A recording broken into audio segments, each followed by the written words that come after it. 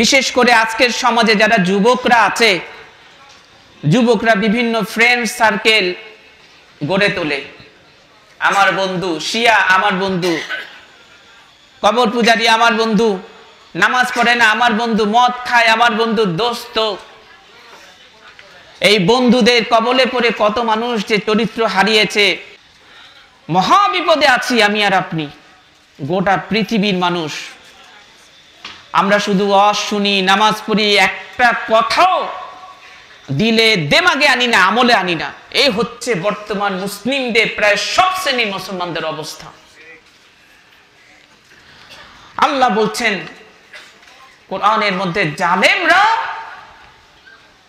জাহান্নামকে দেখে তাদের হাতগুলোকে কামড়াতে থাকবে যেমন পাগলেরা কামড়ায়।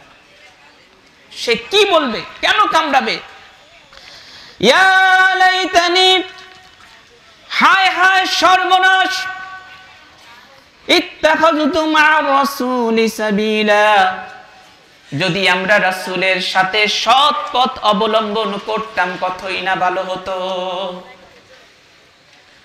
যারা রাসূলের দেখানো পথে চলবে না, এই দুনিয়াতে জাহান্নামকে দেখে তারা এই কথাটা বলবে।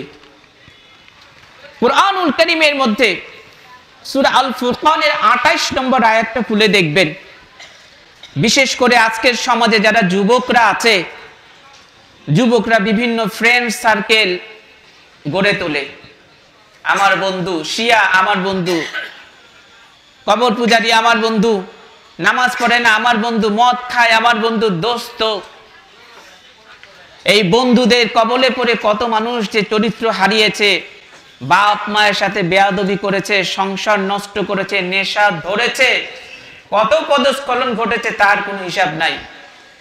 আর বর্তমান সময়ে যে কিশোর গ্যাং বেরিয়েছে, কিশোর গ্যাং, বাবা মা কষ্ট করে ছেলেদেরকে লালন পালন করে, স্কুলে ভর্তি করার কিশোর গ্যাংয়ের নাম দিয়ে নিজের জীবনটাকে শেষ করে দিচ্ছে।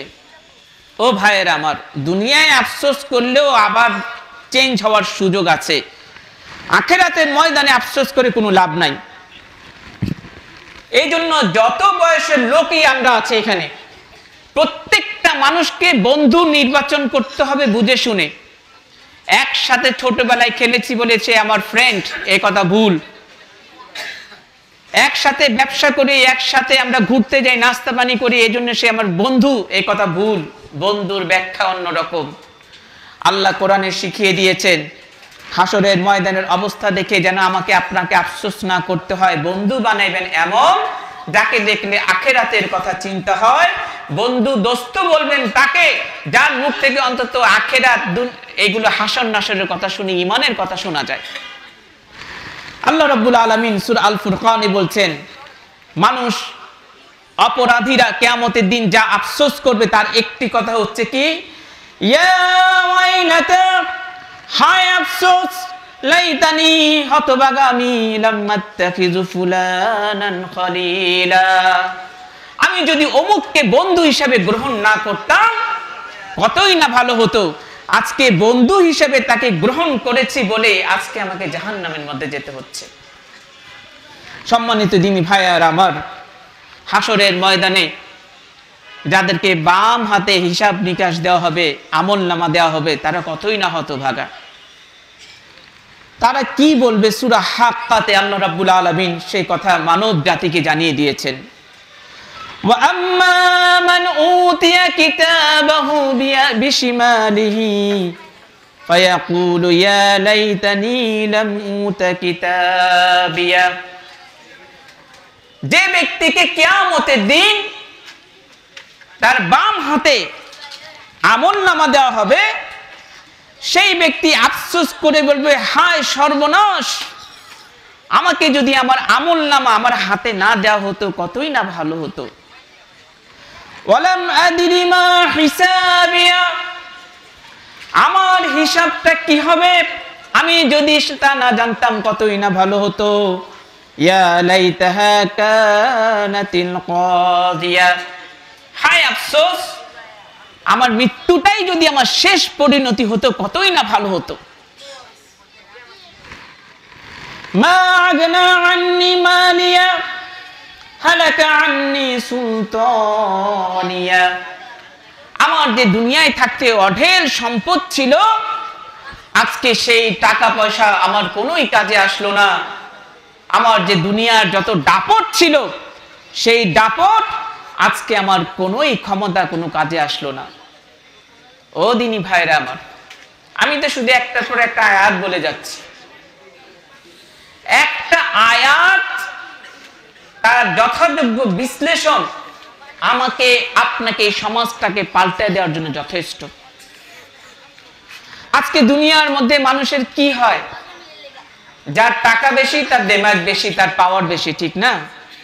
সে নিজে ভিআইপি মনে করে, আমি ভিআইপি, আর ওরা সব হচ্ছে কি নরমাল লোক। যার ক্ষমতা আছে সে মনে করে আমি অনেক কিছু।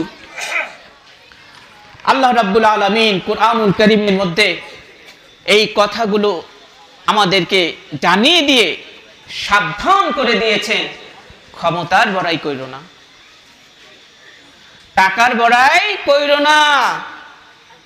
এই টাকার বড়াই আর ক্ষমতার বড়াই কিয়ামতের দিন তোমাকে এইভাবে মুখ দিয়ে আফসোসের বাণী উচ্চারণ করাবে, ঠিক কি না? ঠিক, আফসোস করবে, আমার টাকা, আমার ধন সম্পদ আজকে কোনোই আমার কাজে আসলো না, আমার ক্ষমতা, আমার পাওয়ার কোনোই কাজে আসলো না। কিয়ামতের দিন জাহান্নামের বিনিময় কেউ দিতে পারবে না, জাহান্নাম থেকে বাঁচার বিনিময়। দিনী ভাইরা আমার, সাবধান হয়ে যেতে হবে। এই যে আজকে কিছুক্ষণ আগে প্রায় 12টার দিকে একটা মাহফিল থেকে আসছি, গলা ভাঙা ছিল, ভাবছিলাম কথা বলবো কিনা, সাহস পাচ্ছি না চিল্লায় কথা বলতে। সেইখানেও বলে আসলাম, মানুষ তওবা করতে চায়, তওবার আলোচনার প্রসঙ্গে বললাম, যারা মানুষের এই যে টাকা পয়সাগুলো মাইরা খায়, এক এক পদ পায়, কেউ অমুক দলের নেতা, কেউ তমুক দলের নেতা, কেউ চেয়ারম্যান, কে অমুক পদের তো শেষ নাই রে ভাই। পদ পাওয়ার আগে হয় একটা বাড়ি, হওয়ার পরে হয় 10টা বাড়ি, একটা ছিল ফ্ল্যাট হয়েছে 15টা 20টা। কত দিক থেকে যে হারাম কামায় ডাইনে বামে, আরে মানুষই মনে করে না। হ্যাঁ, বিভিন্ন জায়গায় গিয়ে সুন্দর সুন্দর বাণী দেয়, মাথা থেকে পা পর্যন্ত হারামের টাকায় ভৈরা খায় আর শেষ। কত মানুষ এখানে আসছে, এমন মানুষকে এই মাহফিলে নাই, বোনের হক মারছেন, ভাইরে ঠকাইছেন, তারপরে ব্যবসা বাণিজ্য 2 নাম্বারি করছেন, কাউরে বকা দিয়েছেন, কাউরে থাপ্পড় মারছেন, কারোর উপর জুলুম করছেন, কাউরে মিথ্যা মামলা দিচ্ছেন, কাউরে মানহানি করছেন অন্যায়ভাবে। এমন লোক কি নাই? আছে। আরে ভাই, আমরা এমন একটা দেশের মানুষ, রমজান মাসে মসজিদে 5 ওয়াক্ত নামাজেরই জায়গা পায় না, এমন দেশের মানুষ। কদরের রাত্রিগুলোতে কান্নাকাটি করে মনে হয় দেশ একবারে জান্নাত বানায় ফেলাইছে, আল্লাহর পাক্কা মুমিন বান্দা। যেই বের হইল মসজিদ থেকে, ঘুষখোর ঘুষ ছাড়ে না, হারামখোর হারাম ছাড়ে না, বাটপার বাটপারি ছাড়ে না, চোর চুরি ছাড়ে না। মসজিদে দায়িত্বশীল হয় এমন অসংখ্য বাংলাদেশের পাবেন টাউট বাটপাররা, 2 নাম্বার লোকগুলা। ওরাই এসে টুপি মাথায় দিয়া ইমাম সাহেবদের শাসন করে। আল্লাহু আকবার। এই দেশের মধ্যে জাহান্নামের ওয়াজ কি করব? এই যে অবস্থা,